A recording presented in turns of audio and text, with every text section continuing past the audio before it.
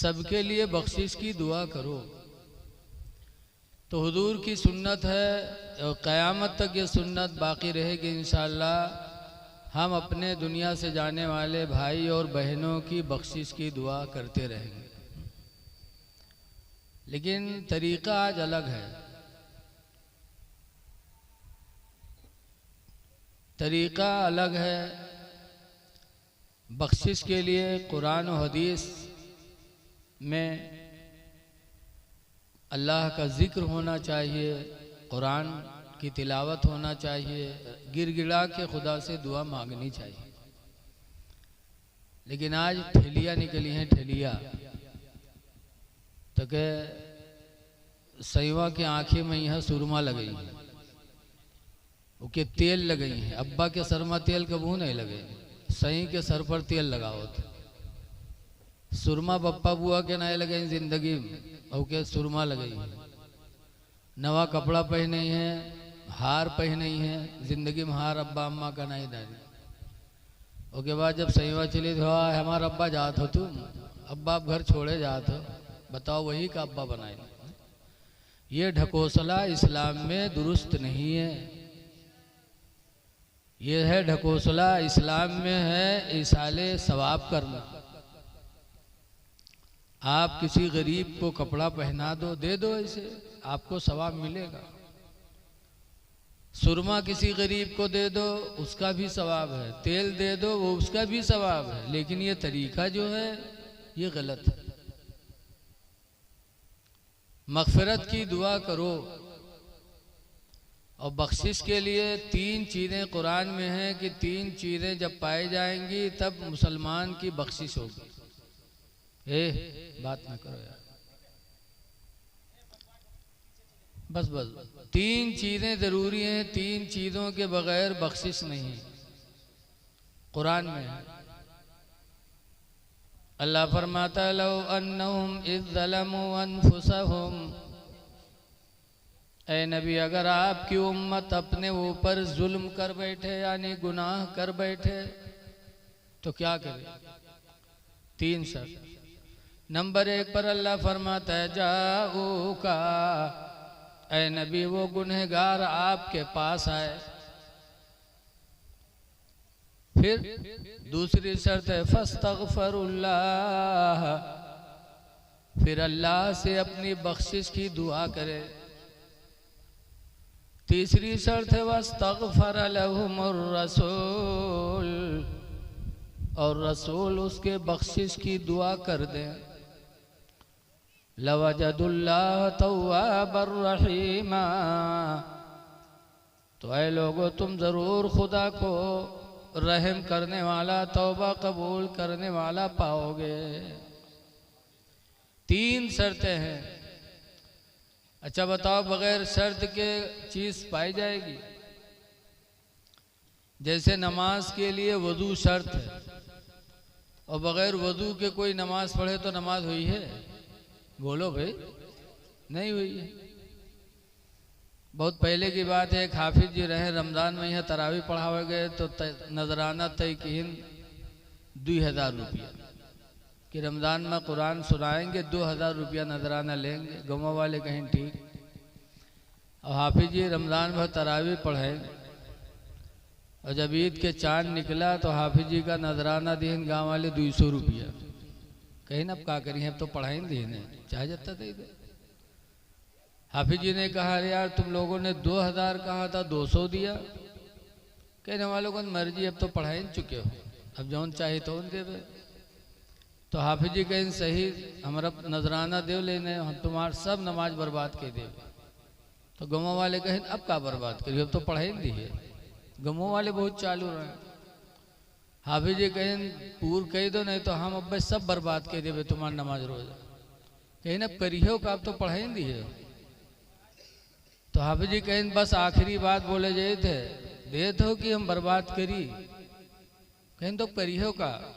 तो हाफिज जी कहें जाओ जत्ते रमजान में तरावी पढ़ावा, नमाज पढ़ावा, सब बगैर वजू के पढ़ावा।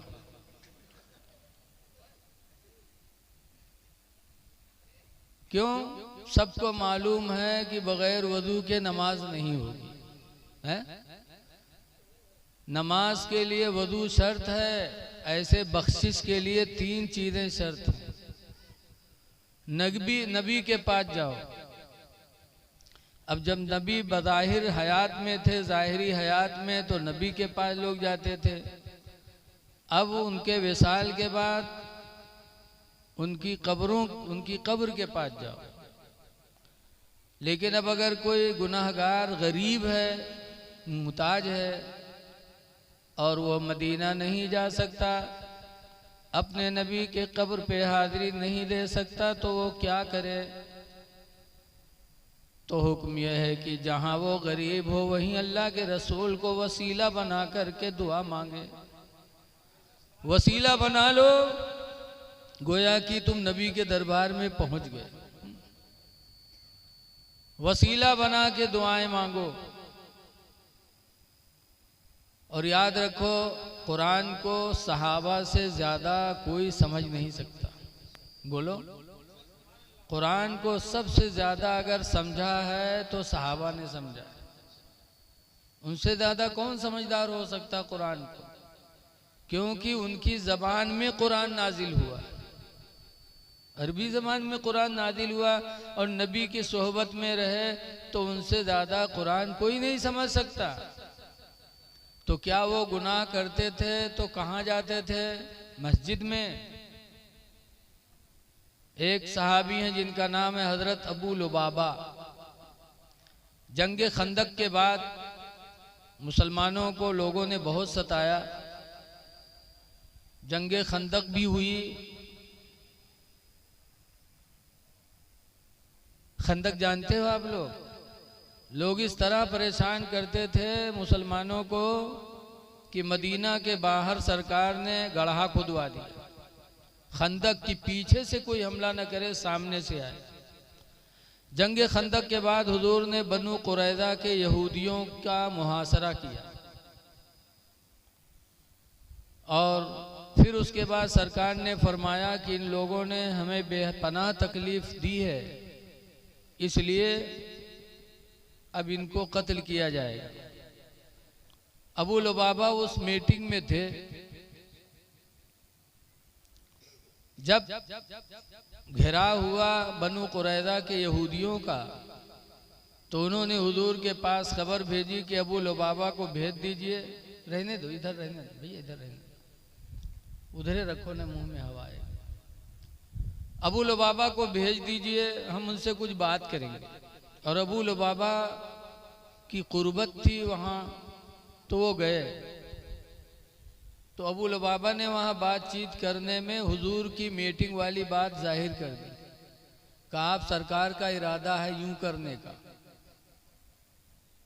आगाह कर दिया बनु कुरैज़ा के यहूदियों को।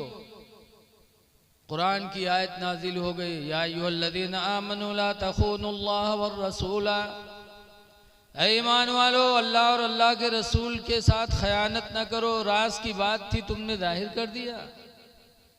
सरकार नाराज हुए, तो अबू लुबाबा से गलती हो गई, राज को जाहिर कर दिया। तो अबू लुबाबा तौबा करने के लिए कहाँ गए? तारीख़ सहाबा पढ़ो। अबू लुबाबा से गलती हो गई, तो वो मक्का नहीं गए खाने काबा में, मस्जिद नबवी नहीं गए, हाँ मस्जिद नबवी में गए। और कहाँ गए? रसूल करीम के पास, यानी मस्जिद नबवी में एक खंभा था, इस्तिवानतुत तौबा, उसी खंभे में गए। उनकी बीवी, अपनी बीवी से कहा इसको इसी में हमें बांध दो। उनकी बीवी ने मस्जिद नबवी के उस्तिवानतुत तौबा के खंभे में बांध दिया। सिर्फ नमाज के लिए उनकी बीवी खोल देती थी, फिर बांध देती थी। पैखाना पेशाब के लिए खोलती थी, फिर बांध देती थी। यहाँ तक कि बंधे बंधे अबू लुबाबा की आंखों की बीनाई आधी हो चुकी, कान की सुनने की ताकत भी खत्म हो गई, बहरे हो गए, लेकिन उसी में बंधे रहते थे। यहाँ तक कि एक दिन हजरत उम्मे सलमा के घर में सरकार लेटे थे। उम्मे सलमा सरकार की बीवी हैं।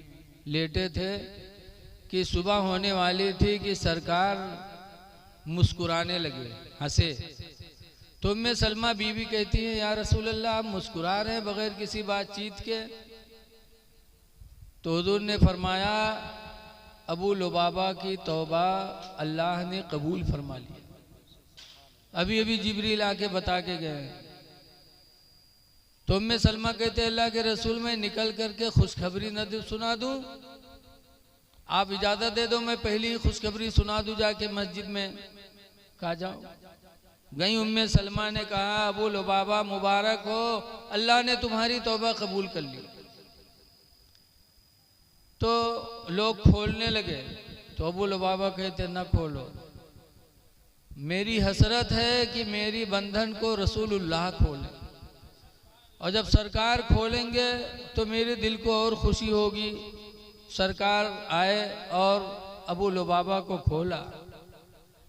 अब गौर करो कि अबू लुबाबा से गलती हुई थी, तो वो अपने घर से मक्का नहीं गए खाने काबा में दुआ मांगने, बल्कि रसूलुल्लाह के पास आए और सरकार के सामने खंभे में बंध गए। पता चला कि मग़फ़िरत कब होगी? जब वो रसूल को वसीला बनाओगे तब। बगैर रसूल के वसीला बनाए, जब हमारे बाप आदम की तौबा नहीं कबूल हुई। 300 साल तक आदम अलैहिस्सलाम रोते रहे, लेकिन 300 साल के बाद जब हुजूर को वसीला बनाया, अल्लाहुम्मा सलुका बिहक़्क़ि मोहम्मद अन तग़फ़िर ली, ऐ अल्लाह मैं तुझे मोहम्मद के वसीले से दुआ करता हूँ, ऐ परवरदिगार तू मेरी मग़फ़िरत फरमा दे। तब आदम की तौबा कबूल हुई।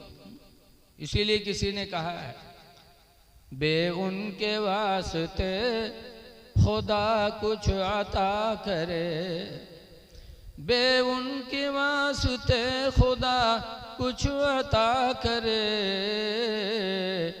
हाशा गलत गलत ये हवेस बेबसर की है। तो नबी को वसीला बनाना ज़रूरी है, मग़फ़िरत की शर्त है, बग़ैर इसके बख्शिश नहीं हो सकती। दूसरी शर्त है, रसूल तुम्हारे लिए बख्शिश की दुआ कर दे। और तीसरी शर्त है, हाँ, दूसरी शर्त है कि अल्लाह से तौबा करे नबी के पास जाकर, और तीसरी शर्त है कि रसूल उसकी बख्शिश की दुआ कर दे। देखो, जब इंसान मग़फ़िरत तलब करता है तो अल्लाह की कई रहमतें पाता है। सूरह नूह के अंदर अल्लाह फरमाता है, इस्तग़फ़िरू रब्बकुम, ऐ लोगो तुम अपने रब से बख्शिश की दुआ मांगा करो, इन्नहू कान गफ़्फ़ारा, बेशक वो बख्शने वाला है। मांगो अपनी बख्शिश की दुआ। और जब मग़फ़िरत तलब करोगे तो कुरान करीम में अल्लाह फरमाता है, युमदिदकुम युरसिलिस समा अलैकुम मिदरारा, तो अल्लाह ताला तुम पर आसमानों से बारिश नाजिल फरमाएगा। वयुमदिदकुम बिअमवालिन व बनीन, और अल्लाह तुम्हारी मदद करेगा माल दे करके और औलाद दे करके।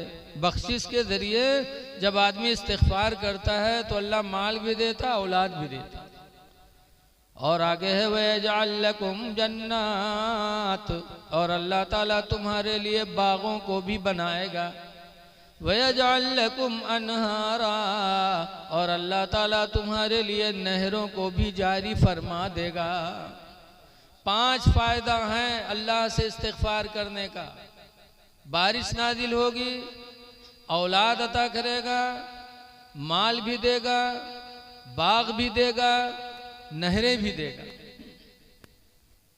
एक बुजुर्ग थे, बदली थी, टीला पे वो बुजुर्ग गए थे, टीला ऊंची जगह पे, और बदली थी। बदली से आवाज आई, ए बादल तू बरस जा, फला की बाग सूख रही, बरस जा। इतनी आवाज सुना उन्होंने कि वो बदली से बारिश होने लगी और टीले से बारिश बह बह करके एक बाग में जाने लगी। वो बारिश का पानी बहने लगा तो बुजुर्ग उसके साथ साथ चलने लगे। एक बाग में पानी पहुंचा, बाग वाला बेचारा पानी को उठा उठा के अपने पेड़ों पे डालने लगा। तब वो बुजुर्ग उससे पूछते हैं, अल्लाह के बंदे,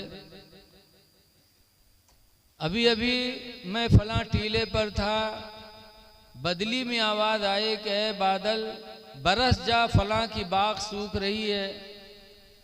बारिश हुई और वो पानी बह करके सीधे तुम्हारे बाग में पहुंचा। आखिर तुम्हारे अंदर कौन सा अमल है कि तुम्हारे लिए बारिश का इंतजाम अल्लाह ताला ने फरमाया? तो उसने कहा कोई अमल नहीं, बस अमल यही है कि मेरे बाग में जो फल पैदा होता है उसका 3 हिस्सा करता हूँ।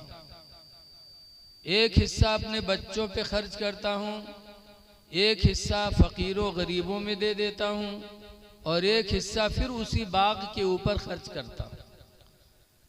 बुजुर्ग फरमाते हैं, अल्लाह ताला तेरे इसी अमल की वजह से तेरे ऊपर रहमत की बारिश नाजिल फरमाया है। पता चला कि अल्लाह ताला इस्तिग़फ़ार की बरकत से तमाम फ़ायदे देता है। इसलिए लोगों, अल्लाह से बख्शिश की दुआ मांगा करो। देखिए, अल्लाह ताला क़यामत के दिन अगर इंसाफ पर आ जाएगा तो कोई बख्शा नहीं जाएगा। उसकी नेमत का हम शुक्रिया ही अदा नहीं कर सकते। इसीलिए हजरत बदियुद्दीन शाह जिंदा मदार, मदारियों के रहनुमा हजरत बदियुद्दीन शाह जिंदा मदार, एक मर्तबा मौलवी लोग इनसे मुनाजरा करे पहुंच गए और कहीं हम आपसे मुनाजरा करने आए हैं। कहा क्यों? कहा आपकी 3 चीजें मेरे समझ में नहीं आती। कहा क्या? कहा आपका कपड़ा कभी गंदा ही नहीं होता है, आपका कपड़ा हमेशा साफ सुथरा रहता है, लगता है कि आप कोई जादूगर हैं कि हर इंसान के कपड़े गंदे होते, तुम्हारे कपड़े गंदे नहीं होते, तुम ऐसे साफ सुथरा बने रहते हो, लगता है कि आप कोई जादूगर हैं। दूसरी बात यह है कि आप जुमा की नमाज कभी नहीं पढ़ते हो, जुमा पढ़ते ही नहीं हो। और तीसरी बात यह है कि कहते हो कि अल्लाह ताला क़यामत के दिन इंसाफ नहीं करेगा। तो अल्लाह नहीं इंसाफ करेगा तो कौन करेगा? ये 3 चीज़ों पे मैं आपसे मुनाजरा करना चाहता हूँ। तो हजरत जिंदा शाह मदार ने कहा था कि मौलवियों ज़रा गौर करो कि हम इंसान हैं, रसूलुल्लाह की उम्मती। अल्लाह ने हमको अशरफुल मखलूक़ात बनाया, तुम हमारे बारे में कहते हो कपड़ा साफ सुथरा हमेशा रहता, गंदा नहीं होता। तो एक जानवर है बगुला, बगुला गंदे पानियों में भी जाता है मछली का शिकार करने के लिए, गंदे नालियों पर भी बैठता है, लेकिन उसके पर कभी गंदे हुए, हमेशा उसके पर सफेद रहते हैं, वो गंदा नहीं होता, हमेशा उसके पर चमकते रहते हैं, बगुला साफ सुथरा होता है। बोलो होता है कि नहीं होता? आप लोग भी देखे हो। कहाँ? तब जिंदा शाह मदार कहते हैं एक बगुला परिंदा हो करके, देख लो बगुलुए तो नहीं उड़ जाता है? एक बगुला परिंदा हो करके नालियों पर गंदे पानियों में डूब गोता लगा के मछलियों का शिकार करता है, लेकिन उसका पर कभी गंदा नहीं होता, साफ सुथरा नहीं होता। तो जब अल्लाह उसके बदन को साफ रख सकता है तो हम तो उम्मत मोहम्मदिया के एक मुसलमान हैं। हमने अल्लाह पर ईमान, हमने ईमान अल्लाह पे कबूल किया, हम मोमिन मुसलमान हैं, तो अल्लाह हमारे कपड़ों को अगर साफ सुथरा रखे तो उसमें कौन सी बात है। और दूसरा सवाल का जवाब जिंदा शाह मदार ने दिया कि हम नमाज जुमा नहीं पढ़ते, तो ये मौलवियों ये बताओ कि क्या हम कहीं भी 15 दिन रुकते हैं? जहाँ जाते हैं 15 दिन से पहले ही निकल लेते हैं। तो जब हम हमेशा मुसाफिर ही रहते हैं तो मुसाफिर पर क्या जुमा की नमाज है फर्ज? कहा नहीं। कहा जब मुसाफिर पर जुमा की नमाज फर्ज नहीं है तो हम पर तुम क्यों तोहमत लगा रहे हो? हम हमेशा मुसाफिर रहते हैं। 15 दिन से पहले ही हम वतन छोड़ देते जहाँ जाते, 15 दिन रुकते ही नहीं है। और 15 दिन जब आदमी रुकेगा तब उसे मुकीम इस्लाम कहेगा। और मुकीम पर नमाज जुमा फ़र्ज़ है, हम तो मुसाफिर ही रहते हैं, मुसाफिर पर जुमा की नमाज फ़र्ज़ ही नहीं, इसलिए हम नहीं पढ़ते। और तीसरी वजह जो हमने कहा कि अल्लाह क़यामत में आदल नहीं करेगा, तो इसलिए कि अगर अल्लाह क़यामत के दिन इंसाफ पर आ जाएगा तो कोई बख्शा नहीं जाएगा। इसलिए कि अल्लाह की इतनी नेमतें हैं कि इंसान जिंदगी भर इबादत करे फिर भी खुदा की एक नेमत का बदला नहीं चुका सकता। इसीलिए लिखा है कि एक इंसान क़यामत के दिन ऐसा आएगा कि दुनिया में उसने 400 साल इबादत की होगी। कितने साल? क़यामत के दिन अल्लाह फरमाएगा मैं अपनी रहमत से तुझे जन्नत देता हूँ, जा। तो कहेगा अल्लाह रहमत का क्या मामला, हमने 400 साल इबादत किया है, फिर रहमत से जन्नत? मैं तो अपनी इबादत की बुनियाद पर हक रखता हूँ कि मुझे जन्नत मिले। तो अल्लाह फरमाएगा, हुजूर फरमाते हैं, अल्लाह फरमाएगा ठीक है, फरिश्तों से फरमाएगा इंसाफ हिसाब का तराजू कायम करो।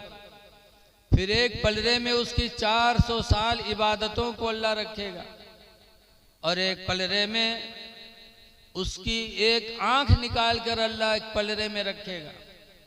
तो हदीस में हुजूर फरमाते हैं कि 400 साला इबादत का पलड़ा हल्का पड़ जाएगा और अल्लाह की एक नेमत का पलड़ा भारी पड़ जाएगा। तो अल्लाह फरमाएगा जब मेरी एक नेमत यानी एक आंख तुझे मैंने दिया, इस नेमत का बदला तेरी 400 साला इबादत नहीं हो सकती, तो तू मेरी जन्नत को कैसे पा सकता? अल्लाह ने फरमाया ले जाओ इसे जहन्नम में दाखिल करो। तब वो कहेगा ऐ परवरदिगार, मेरी इबादत इस लायक नहीं कि मैं तेरी जन्नत का हकदार बनूं। ऐ परवरदिगार, तेरी रहमत का सहारा है, मौला अपनी रहमत से मुझे बख्श दे। तब अल्लाह ताला उसकी मग़फ़िरत फरमाएगा। तो हजरत बदिउद्दीन शाह जिंदा मदार ने इस तरीके से समझाया। तब उन लोगों मौलवियों के समझ में आया, पता चला कि हम अल्लाह के वलियों का मुकाबला नहीं कर सकते, इसलिए कि अल्लाह ताला ने उन्हें इल्म अता फरमाया है, इल्मे लदुन्नी। तो ऐ लोगों, अपने रब से अपने गुनाहों की बख्शिश का मुतालबा करो। आज जो दुनिया से गई हैं, हमारे आपके लिए फ़र्ज बनता है कि हम और आप भी उनके मग़फ़िरत की दुआ करें।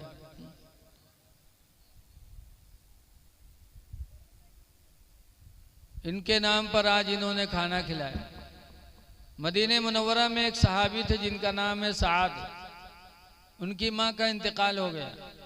बारगाह नबी में आए, कहने लगे अल्लाह के रसूल, मेरी माँ जिंदा थी तो मैं उनकी खिदमत किया करता था। अल्लाह के रसूल, मेरी माँ का इंतकाल हो गया, मैं अपनी माँ की खिदमत कैसे करूं? तो सरकार फरमाते हैं साद, तुम्हारे पास कुछ है? खाने लगे रसूल, अल्लाह ने बहुत कुछ दिया है। तो हुजूर ने फरमाया साद, अपनी माँ के नाम पर पानी का सदका करो।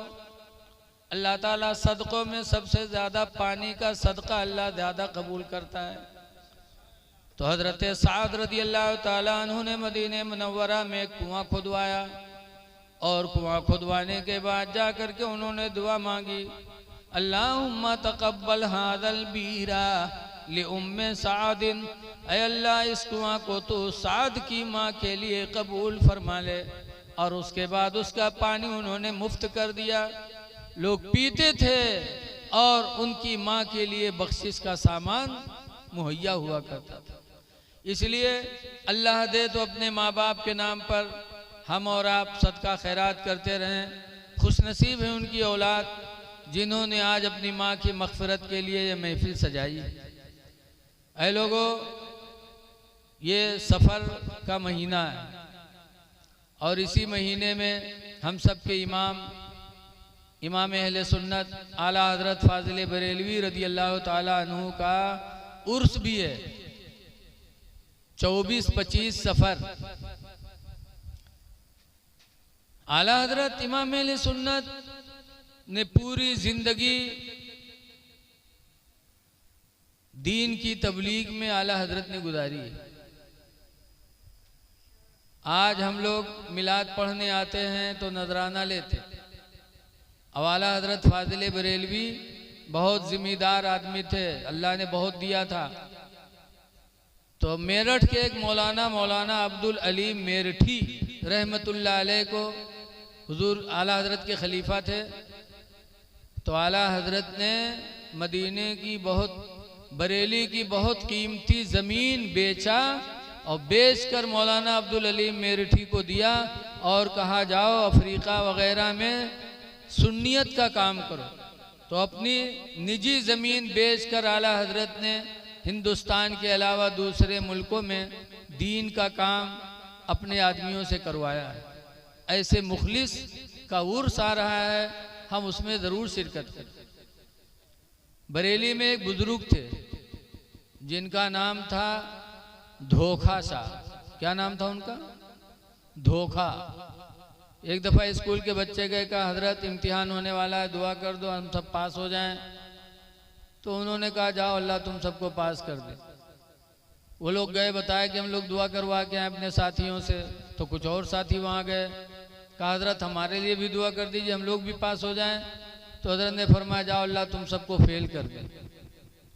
तो वो सब परेशान हो गए, कहा अरे ऐसी क्या बात है, हम लोगों ने क्या बिगाड़ा था?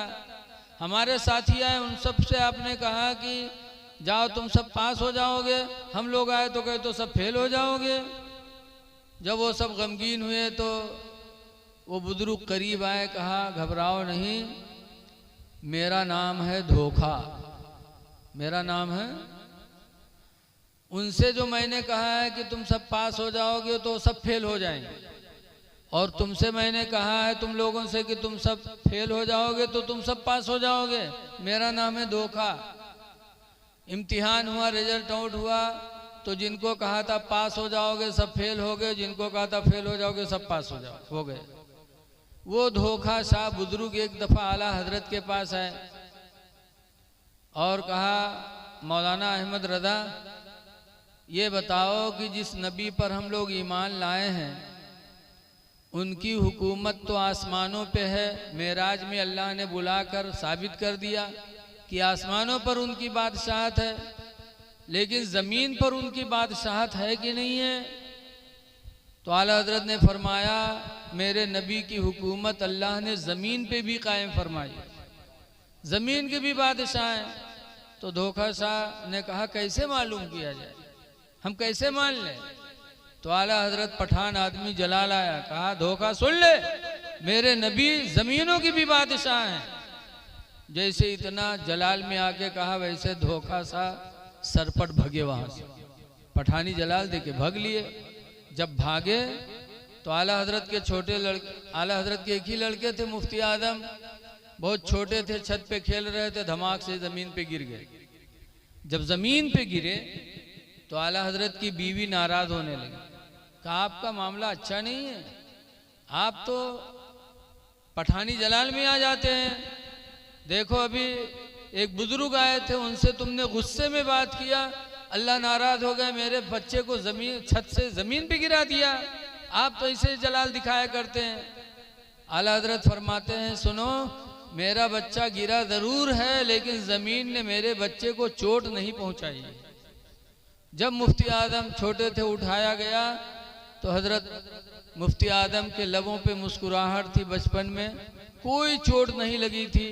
इतने में धोखा सा फिर आ गया, अवाए कहने लगे मौलाना अहमद रज़ा मुझे यकीन हो गया खुदा की कसम ज़मीन पर भी उस नबी की हुकूमत है कि अल्लाह ने तुम्हारे बेटे को छत से गिराया सिर्फ मुझे दिखाने के लिए कि धोखा तू देख ले, जिस नबी की बात तू करता उस नबी की हुकूमत ज़मीन पर भी।